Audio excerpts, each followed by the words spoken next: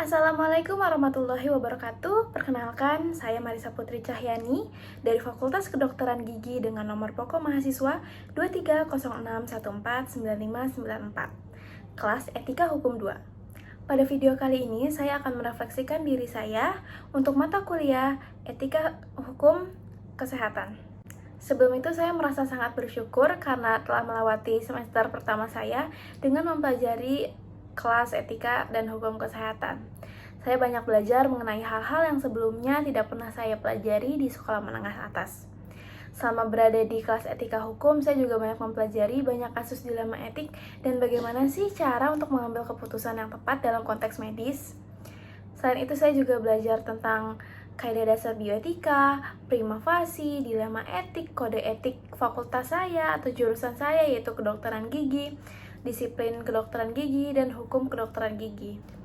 Selain mempelajari etika pada jurusan saya yaitu Fakultas Kedokteran Gigi, saya juga banyak mempelajari etik-etik pada bidang profesi kesehatan lainnya yaitu kedokteran, farmasi, Fakultas Kesehatan Masyarakat, dan juga ilmu keperawatan.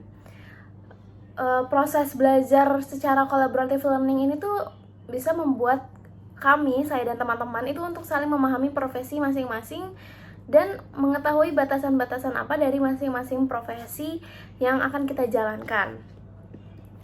Di luar dari banyaknya pelajaran yang saya dapatkan, saya juga merasa senang karena dapat melakukan collaborative learning bersama teman-teman satu rumpun ilmu kesehatan yang merupakan teman sejawat saya. Mungkin pada awalnya kuliah etika hukum ini untuk saya itu sedikit sulit ya, saya sedikit merasa kesulitan karena saya tidak terbiasa dengan materi yang sedang dibahas, terutama mengenai undang-undang dan pasal-pasal. Akan tetapi karena Dok Dian selaku fasilitator saya dan teman-teman EH2 yang membuat saya nyaman dalam melaksanakan kuliah umum di kelas dan banyak membantu saya dalam memahami materi. Setelah mempelajari mata kuliah etika hukum sampai akhir, saya menyadari bahwa pada praktik kesehatan tidak ada jawaban yang mutlak benar maupun salah. Namun penting bagi kita sebagai tenaga profesional kesehatan untuk memberikan keputusan yang terbaik bagi pasien. Dengan banyaknya pembelajaran yang saya dapatkan, saya juga terdorong untuk menganalisis situasi-situasi di sekitar saya yang sesuai dengan prinsip bioetika. Mungkin yang paling baru adalah ketika tahun ini, bulan September tahun ini, saya mengalami sakit muntaber. Saat itu awalnya saya mual-mual dan buang-buang air besar tidak tertahankan.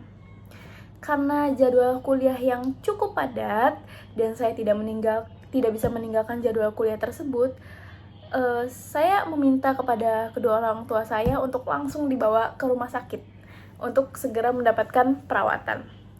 Pada awalnya saya masuk IGD di Rumah Sakit Mitra Keluarga dan setelah diperiksa ternyata keadaan pencernaan saya memang kurang baik dan saya harus melakukan beberapa tes lab dan saya harus dirawat inap. Tetapi saat itu kembali karena jadwal kuliah yang tidak bisa ditinggalkan, saya dan keluarga akhirnya memutuskan untuk menolak untuk rawat inap karena tidak bisa meninggalkan kuliah saya di esok hari. Saat itu akhirnya dokter jaga mengizinkan dan orang tua saya menandatangani surat persetujuan menolak untuk rawat inap. Lalu selanjutnya saya hanya diresepkan obat dan diizinkan pulang. Menurut saya yang dilakukan dokter jaga saat itu saat mengizinkan saya untuk pulang itu sudah sesuai dengan kaidah dasar bioetika autonomi, yaitu menghargai hak pasien menentukan nasib sendiri. Lalu selanjutnya, setelah pulang dan melakukan perawatan di rumah, karena tidak kunjung membaik, hari berikutnya saya kembali meminta untuk dilarikan ke rumah sakit.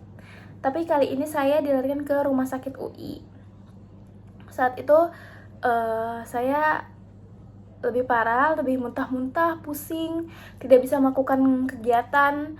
Jadi saya memutuskan untuk ya udah deh aku mau rawat inap gitu. Saya akhirnya memutuskan untuk rawat inap dan nggak apa-apa gitu untuk 1 hari tidak masuk kuliah karena kondisi saya sangat benar-benar tidak mendukung. Lalu dilarikan ke rumah sakit UI, akan tetapi di IGD ternyata sangat penuh dan saya harus mengantri untuk menunggu ada bed yang kosong. Setelah beberapa menit mengantri, tapi saya tak kunjung dipanggil dan tak kunjung mendapatkan bed. Lalu saya melihat ada pasien lain yang baru datang dengan menggunakan mobil. Saya melihat ada nurse yang keluar, lalu pasien itu tuh diangkat oleh anggota keluarganya karena sudah tidak bisa berjalan dan tidak bisa berdiri, dipindahkan ke bed yang dibawa oleh nurse. Setelah itu pasien dibawa masuk dan mendapatkan penanganan. Menurut saya, kejadian saya yang barusan itu sesuai dengan kaidah dasar bioetika justice menjadi non-maleficence, karena yang saya ketahui bahwa pasien yang baru datang itu merupakan pasien gawat darurat. Jadi itu sudah sesuai dengan kaidah dasar bioetika non-maleficence. Sebelum menutup video ini, saya ingin mengucapkan terima kasih kepada Dok Dian sebagai fasilitator saya karena sudah sangat baik dan banyak membantu saya dalam perkuliahan etika hukum ini. Mungkin itu sekian dari saya, kurang lebihnya mohon maaf. Terima kasih. Wassalamualaikum warahmatullahi wabarakatuh.